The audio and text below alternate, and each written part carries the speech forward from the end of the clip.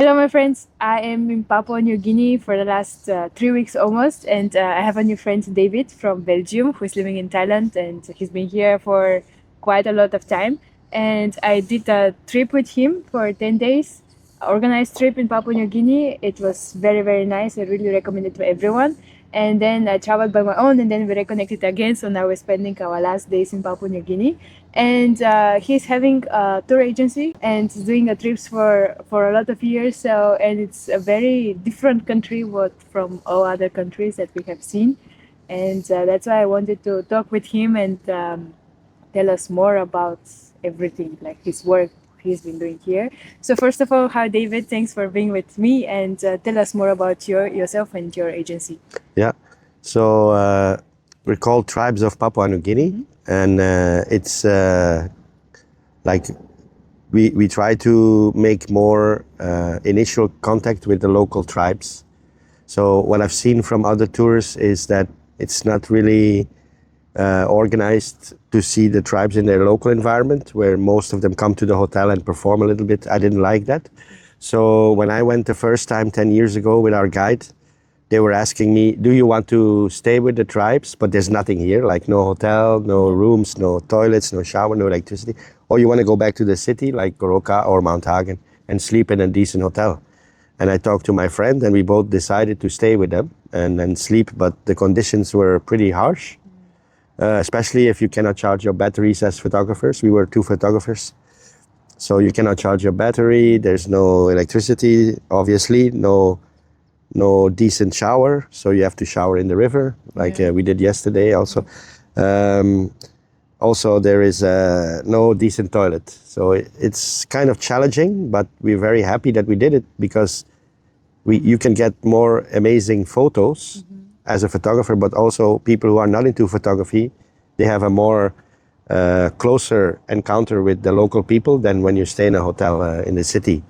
So when I was there the first time, like 2 years later, the people didn't have phones yet. Nobody had a phone. And the only way for them to communicate with me was by going to Goroka and go to an internet cafe and send me an email. But that was like 1 month or 2 months. I had to wait for a reply. But anyway, when I saw their local houses, I really liked the building itself. But inside, obviously, it was not ready for people to sleep there because they keep chicken and pigs, and it's not clean according to Western standards. So I talked to them and I said, look, if we build this kind of house and I come later and then make the interior as a 3-star hotel or decent 2-star, just, to have a clean bed and your private toilet and shower, I'll do that. And then they built one house and I came and I just designed everything like I wanted to. And I said, here, I make drawings. First I make drawings, send them by email to them to make the round house or the square house, but then make a little extension with toilet and shower.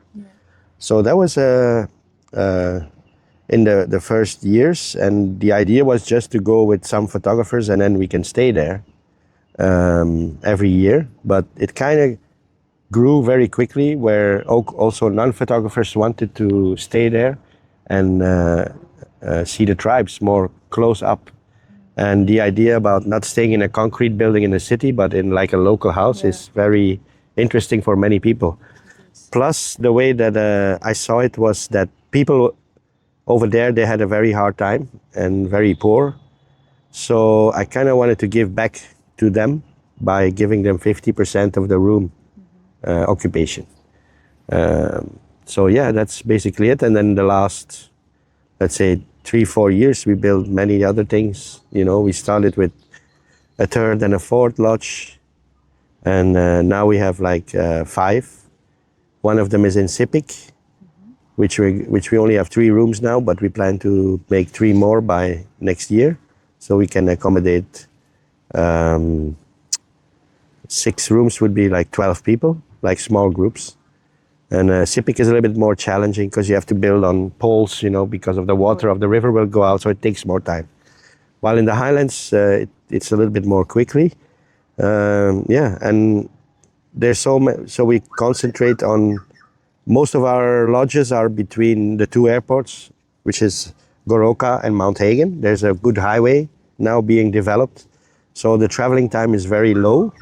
Plus, you see an amazing amount of tribes because I think the highlands are where most of the interesting tribes are.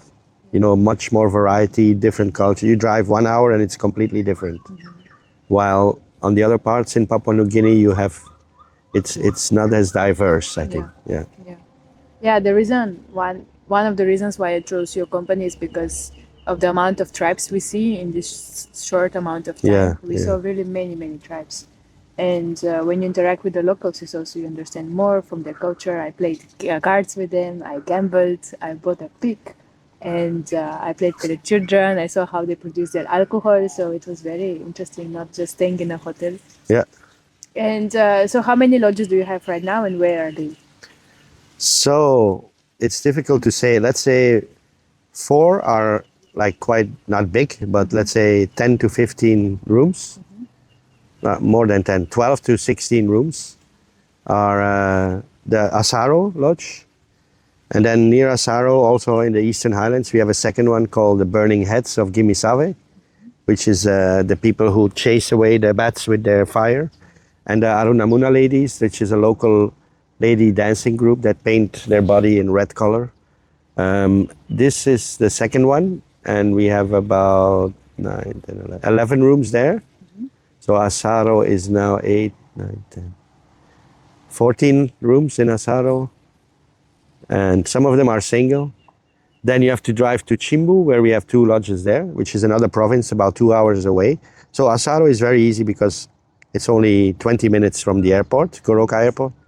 Then you drive 2 hours to Chimbu province, where we have the Skeleton Lodge from the Skeleton tribe.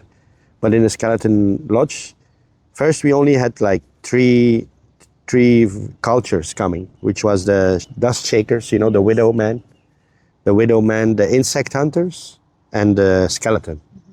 So only those 3 were in the beginning there. But then I talked to Alphonse, and I said, why don't you spread the news and let all the other tribes from the mountains and around the area come and show their culture as well.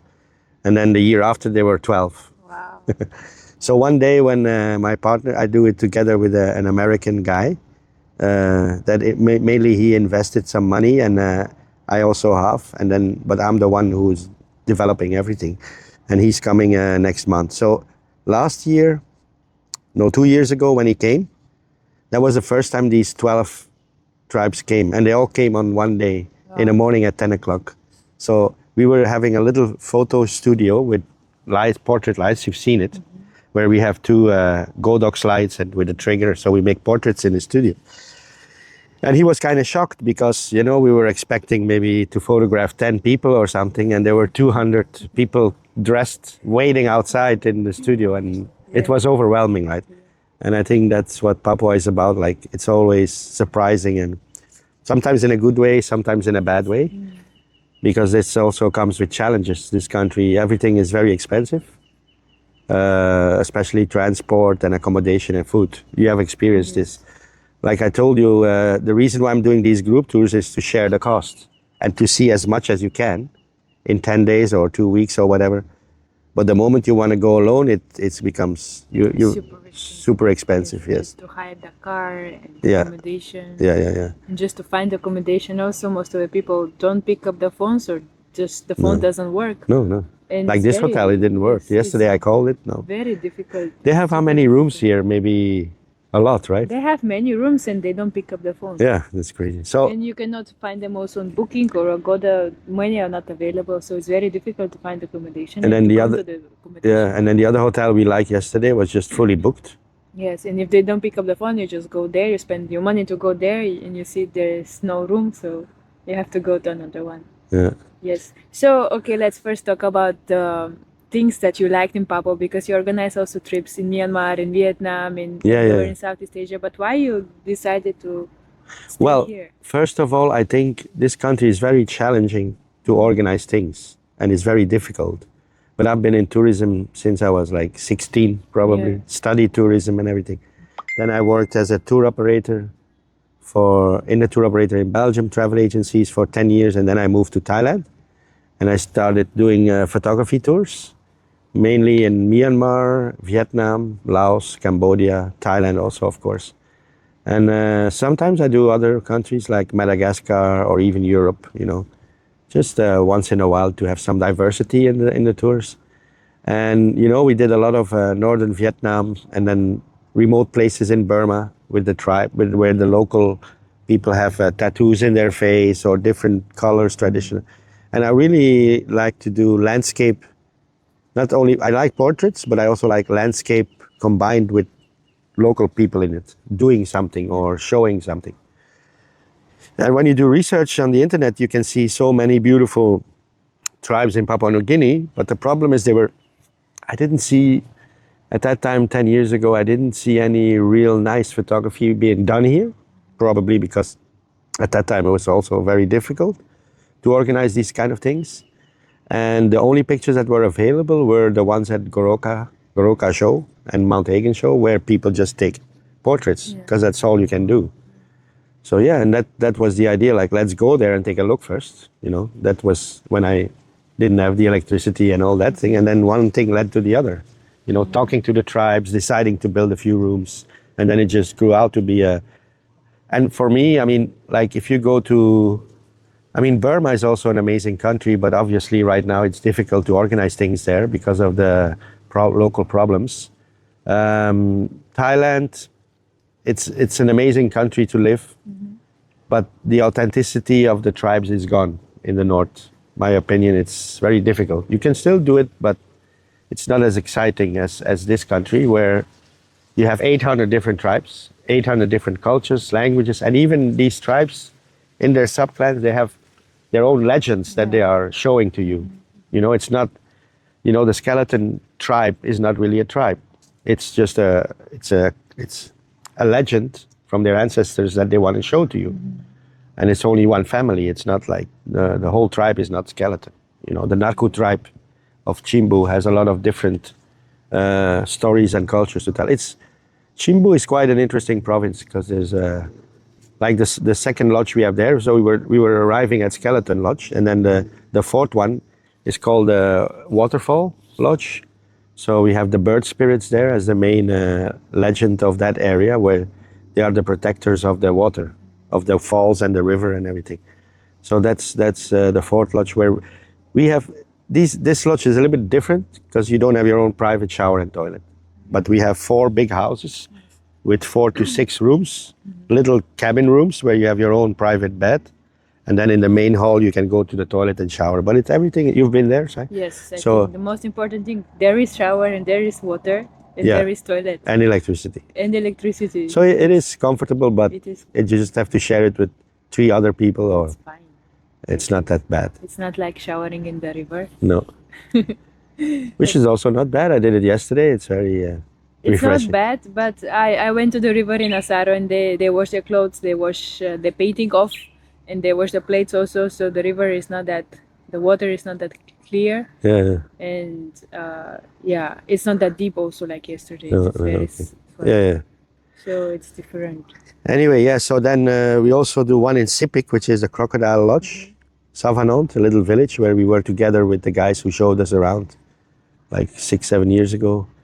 And we have 3 rooms now there, very nice rooms because they're built in a traditional house on stilts, Yeah. And Crocodile is very amazing because they have so many different tribes along the Sipik River.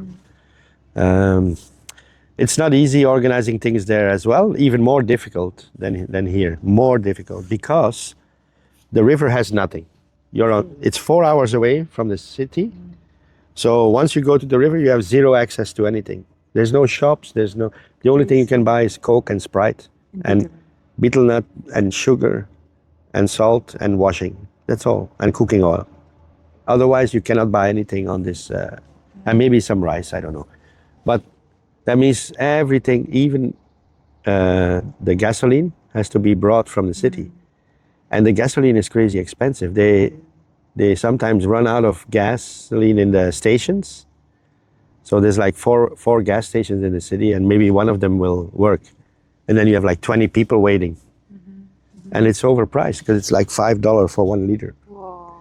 And the main thing is going on a river, you need a lot of gasoline to Yeah, yeah. for the engine of the boat, Yes. because you drive. Sometimes you go 1 hour, 1 day, like a 1 day trip actually to Yeah. go to the lake and come back another day, right? So it drinks a lot of. That's why these things are so expensive. People think like we make a lot of profit, but we have a lot of costs. And then it's a whole team that has to work for you. Yeah? It's the boat captain, the tour guide, security, and then fees you have to pay for visit old houses. You have to pay for the people who are dressing and doing the old performance and the drumming. And so all by all, it's not a cheap country for sure, not, but it's manageable, and it's one of the most amazing experience if you come with a group like 6 people up. You can already get a decent rate.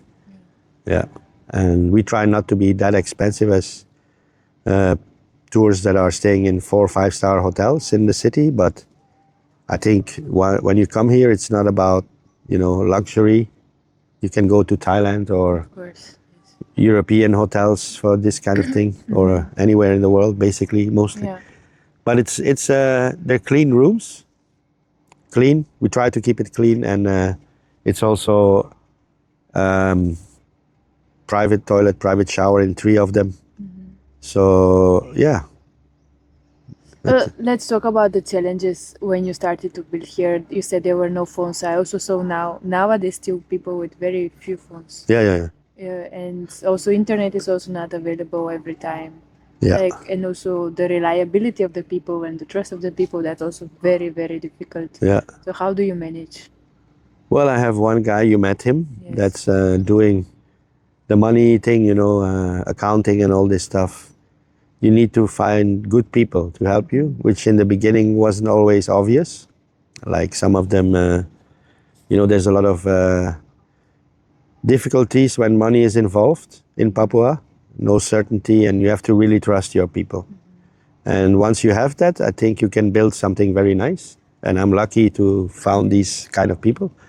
Not from the beginning, I can tell you, because I had my challenges. I'm not going to go into details, but you have to be careful also when hiring local guides that you don't know. You never know if they're going to be there, right? But we have an established company in Thailand which does the accounting, and we have a company in Papua New Guinea. Yeah. So we are officially okay with all the paperwork. And I mean, that's important, because when you hire a person that has no company registered or doesn't do anything according to the law, he can just run away with your deposit or whatever. So you have to be careful. And the challenges is also getting things to the right place. I mean, you have to think about a place where there's no electricity and no water. You have to make sure 10 people can get access to that. Yes. So that means big generators, big water tanks, that all has to be built, connected to the rooms and everything. So that was kind of a challenge, and we made little mistakes in the beginning that we know now and then fixed them, and it's a never-ending story, because every year there's improvements being done, like for water access, cleaning, water cleaning, all this kind of thing, electricity. Yeah, it's a never-ending story, but I think we're pretty good now at offering the service that we wanted to give. Also cooking, so we constantly keep on sending people to train the staff. Like next month we have an American group with 9 people, and we bring a lady from Thailand to cook for us from Thailand. So she will teach the local staff again to make Thai food and Western food and all this. But they're pretty good already, but it's always nice to learn some extra things.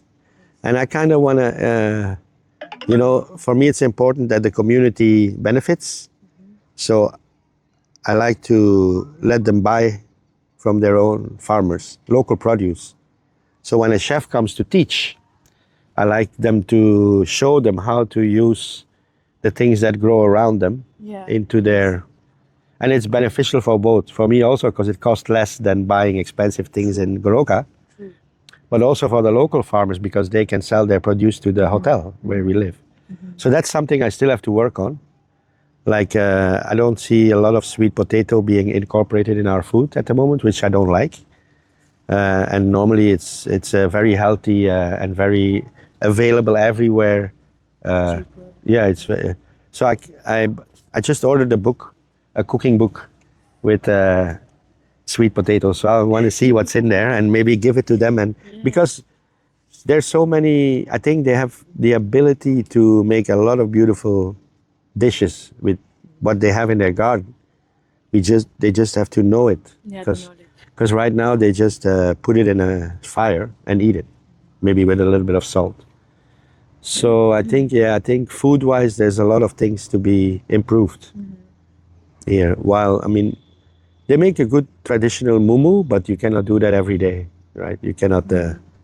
It's an interesting cooking ceremony in Papua New Guinea where they put everything in the ground with hot stones and then it's steamed, which is Papua New Guinea used to be the most healthy kitchen in the world because they didn't fry anything. Everything was steamed.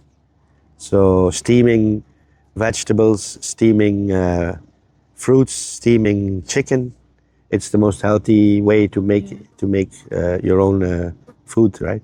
So now in the cities it's changed a lot because everything is being fried now in the city. So it's changing. A lot of it is changing. Like you say, more access to phones. People are kind of losing the traditional way of life by going to the highway or the cities or the villages in between and buying phones and not. But there's still a lot of people around in Papua New Guinea who want to keep their original culture alive from their ancestors. So that's the people I work with. These people are very passionate about it, but they have a very difficult time because there's not much sponsorship, either from the government or local people or anything.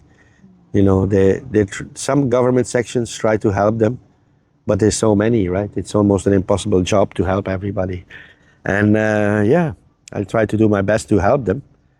And I kind of feel like a lot of people are contacting me now to develop with them, but I have to do it step by step. I cannot rush into 20 projects and then none of them are being finished. So now I'm pretty happy with the 4 that we're doing. I'm still improving a lot, and then maybe 27, because 26 we want to just take a little break in construction and everything. And then maybe 27, start again with, I don't know, whatever is popping up, because it's a land of surprise. Okay, yes, and everything was very well organized in his trip. I heard stories where the guides just disappeared, as you said, or I also met other tourists where they weren't happy with their guide, so they just completely decided not to continue, and they continued by their own and trying to find local guides. And of course, they cannot refund their money, and they have to spend more money because everything is so expensive. So I really recommend his trips. Thank you. Next year, tell us about the program if people want to book, and book really in advance because there is no space for the most of the trips. Yeah, now it's still okay, but like by December, some of them are getting full. So tell us the next trip next year. Yeah, I'm planning. Okay, the ones that are finished now, I'm still working on some of them. Because of the pricing, it's also sometimes a problem where dates of festivals are just being confirmed like 3 months before. Oh. while I need it now, right? Like a year. So it's very difficult sometimes to organize. But I think Hagen and Goroka is kind of fixed. So we have one trip. No, the first one is in June, which we organize ourselves. And it's a 3 mini festival trip, we call it, which is one festival with all the tribes from Asaro. Then you drive one day to Mindima, the skeleton, and then we have a mini skeleton festival. And then that's the 23rd of June. So Asaro 21 June, 23 June is the skeleton festival, and 26 is the waterfall. And then in between these festivals, you will see also, like we did, we do photography sessions and mountain walks and trekking, small trekkings, not too hard, but just to see the nature, and the environment of where they live. That's one trip in June. I think it starts 19 June and it ends 27. They have a short trip and a long trip. The long trip is 1 July, it's finished. Then the next one, I'm still working on it. It hasn't been released, is in July. On the 5th of July, we're going to have a big skeleton tribe festival, 5 July. And that will be combined with Rabal. So you can do 2 festivals, one in the highlands and one in the beach. Oh, nice. And Rabal is the one with the, the duck, Oh. the duck and the fire dancers of Binding. So they jump in the fire with the big eyes. You've seen them. God. That's but those dates haven't been confirmed yet. So I'm Yes. still waiting Yeah. for those organizers to give me the date. We are ready, but I think one thing is important for organizers in Papua, that they just fix the date a year or even a year and a half before. It's not that difficult, right? Yes. But it's always like, we don't know yet, next year, maybe this weekend or that. But for Goroka, it's So that's June, July. And then August, we have the Hagen show in Mount Hagen, of course, which I organized the trip as well as a guide with photography session. But that's almost getting quite full. Not full, but Yeah. we have a lot of bookings already. And then the Goroka show in September, the one you did, Yes. which is, you can explain, it's very nice. It's very nice. We go to Goroka Festival where we see more than 70 tribes there. And then we go to the Chimbu province where we also have huge variety of tribes coming to us. And then we go to Waterfall and Mount Hagen. So it was a very nice trip. And it's not rushed. We have enough time to see all of the villages. Sorry. Yeah. So it was very, very nice. Yeah, and I think you can just follow our website, Yes. which is www. Tribes of Papua New Guinea, so tribes with an S and then of Papua New Guinea, like the country, .com. Yeah. I will link everything below in the description section with his email and contact details and the website where you can see the next trips. Yeah. And book in advance, because I booked 3 months ago and I called him many times to say, hey, I want to come. It was full, right? He said, no, it was full. I have no accommodation. He said, no, but I want to come. He said, no, next year. I said, no, next year I want to come this year. So yes, book in advance. Well, it's actually the trip was not completely full, but just the accommodation in Asaro. in the Because during of the Goroka Goroka. show we are overbooked, and Yes. that's only 2 days. So the rest of the day you had room, right? Yes, I had a room. So yeah. you only had to sleep locally and on those days. And also these trips are not only for photographers, there were also people just taking pictures with the phone, so it's not specially for photographers.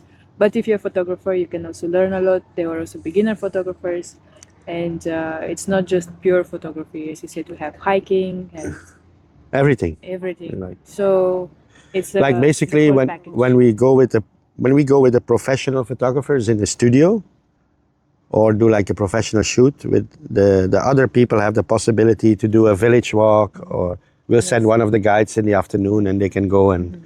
But a lot of the non-photographers are even interested in coming to the studio, especially if we do it in the afternoon. We have some natural light coming in and they can take pictures with a black background and all. But if you are a photographer and you bring your trigger, we work with Godox. So we have the lights here and the studio and everything. They just bring their little trigger on the camera and they can use the full studio. That's important to know. Yeah. Otherwise, we could just take pictures in the nature with the background. Yeah, That's not necessarily. Okay, David. Yeah. Thank you so much for this conversation. It was Yeah. very nice. I'll link again all of the details of Tribes of Papua New Guinea in the description. And it's very interesting country. I really recommend it also to challenge yourself to see how actually living in the past was, and to see all of this diversity, all of the stories, and how people can still survive. And people were very friendly, especially in the villages. Nothing bad happened. They were very welcoming and curious to get to know you, and not dangerous, especially when you're in a group. And yes. Just bring your own medicines in case of Scorpion bite. sickness. And that's it. Everything will be okay. Nothing to be scared of. And in the highlands, if you we have hospitals here, which are quite good. I mean, in Goroka and Kundiawa town and Mount Hagen, we have 3 hospitals always within 1 or 2 hours away. It's not like we're in the remote jungle where we have to be picked up by a helicopter or something. And we have pharmacies in the cities and everything. So we kind of like in Asaro, we're 20 minutes away. When we go to Skeleton, we're about same, 20 minutes away from the nearest hospital. And yeah, it's not a problem. But nobody got really sick. Sometimes you get a little food poisoning, but that happens everywhere in the world, I That think. happens everywhere. Yes, that's nothing. But we always we cook with clean water, water bottles. We never, use, and I recommend to brush your teeth with bottled water, and then you should be okay. But it can happen from anything, right? Exactly. Yeah. Exactly. But then in the end, we become stronger. We Yeah, become a yeah. stronger immunity. So Yeah. that's fine. I don't get sick anymore here. So maybe the first time I came here, I also got food poisoning once or twice. For 1 or 2 days, it just goes away. It's not that bad. But then now it's nothing. The last 5 years, it's Okay.